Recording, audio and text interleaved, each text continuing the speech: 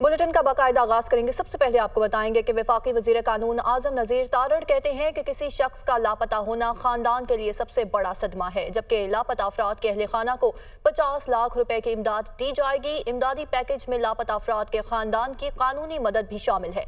इस्लामाबाद में काबीना इजलास के बाद मीडिया को ब्रीफिंग देते हुए उनकी जानिब से मजीद क्या कहा गया, आप भी सुनिए।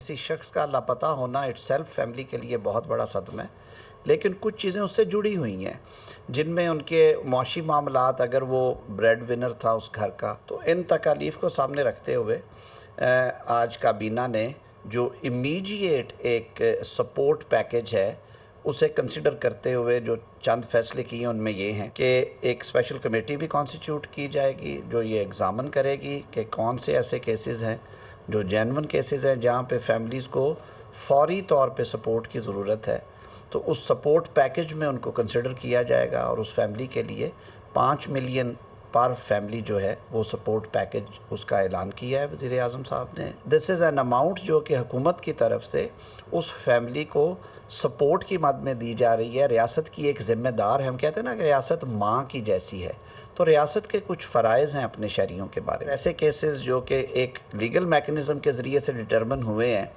उनकी तादाद 2000 से कुछ ज़ायद है जो कमीशन ने आइडेंटिफाई की हैं जिनमें हार्डशिप्स भी हैं, तो वो केसेस पहले लिए जाएंगे। उनमें से पहले 1000 केसेस को तरजीह दी जाएगी। इस सारे प्रोसेस में जो हमारी इंटेलिजेंस एजेंसीज़ हैं जिनकी तरफ ज़्यादा फिंगर पॉइंटिंग की जाती है कि शायद ये उन्हीं की वजह से, हालांकि मिसिंग पर्सनस की बहुत सारी वजूहात हैं और उसके नंबर्स भी दुनिया में मौजूद हैं, लेकिन उनके बारे में भी ये कहा गया कि वहाँ से पॉजिटिव कोऑपरेशन थी और वो ख़ुद चाहते हैं कि ये मामला। और अभी आपको बराह रास्त लिए चलेंगे। तहरीक इंसाफ के रहनुमाओं की इस्लामाबाद में मीडिया से गुफ्तगू जारी है।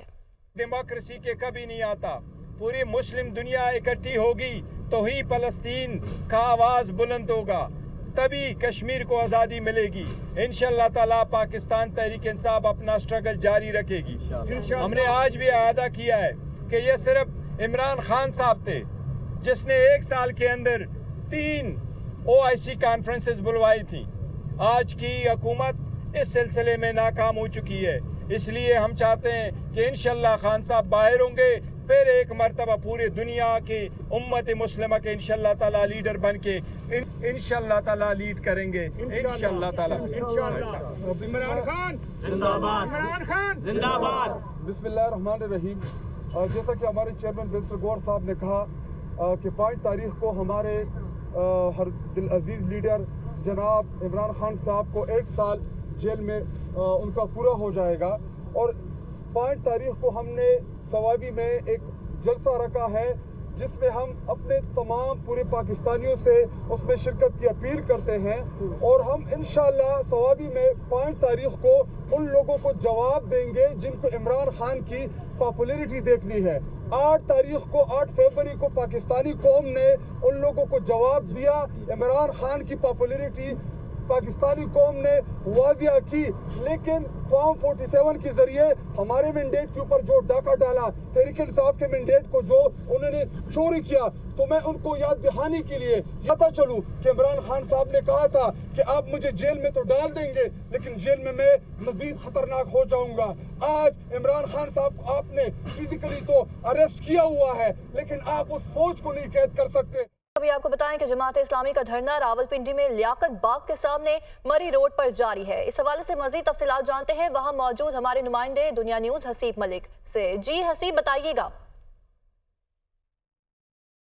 हम तो अवाम को से का स्लोगन लिए जमात इस्लामी का जो धरना है वो आज 8वें रोज भी जारी है। जमात इस्लामी का जो ये धरना है वो मरी रोड लियाकत बाग के मकाम पर जारी है। इससे कबल हुकूमत के साथ 2 मुज़ाकराती जो है बैठकें हो चुकी हैं जो कि बेनतीजा साबित हुई हैं, और उसके बाद जो जमात इस्लामी की जानिब से अनाउंसमेंट की गई थी कि 2 दिन का वक्त दिया जाता है हुकूमत को, उसके बाद आइंदा का लाहे अमल जो है वो अपने कारकुनान को देंगे। तो आज जो है जमात इस्लामी का जो धरना है और कायदीन जो है वो इस वक्त स्टेज पर मौजूद हैं।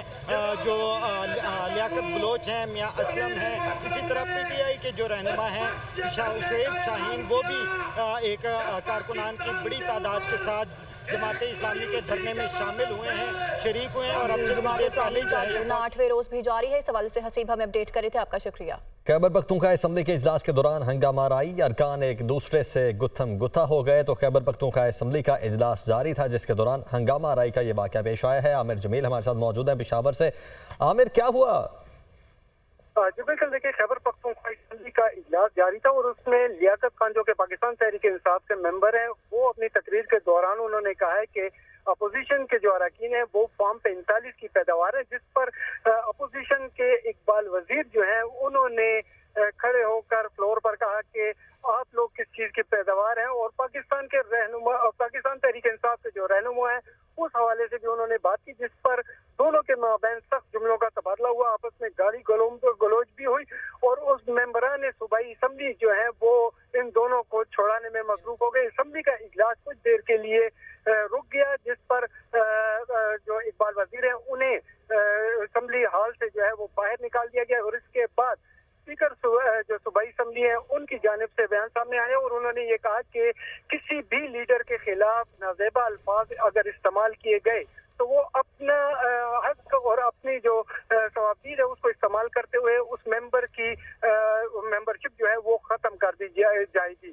اور اس وقت اسمبلی کا ٹھیک ہے، بہت شکریہ۔ تو یہ صورتحال رہی عامر۔